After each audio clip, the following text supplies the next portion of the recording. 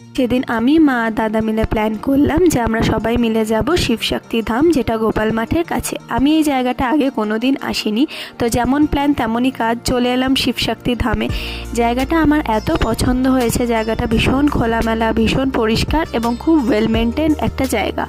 তো গিয়েই ওখানে কিছুক্ষণ ঘুরলাম। আমরা গেছিলাম মোটামুটি 5:30-6টা নাগাদ, আর তখনই ওখানে সন্ধে আরতি শুরু হবে। তো আমরা সবাই মিলে সন্ধে আরতিটা দেখলাম। সন্ধে আরতি দেখার পরে ওখানে কিছুক্ষণ ঘুরছিলাম, আর ঘুরতে ঘুরতেই দেখি ঘন মেঘ করে এসেছে, এক্ষুনি বৃষ্টি নামবে। আর এই জায়গাটা দেখো কি সুন্দর লাগছে মেঘটার সাথে মন্দিরের চূড়াটা। তো ওইখানে কিছুক্ষণ দাঁড়ানোর পরেই একদম ঝমঝমিয়ে বৃষ্টি নেমে গেল।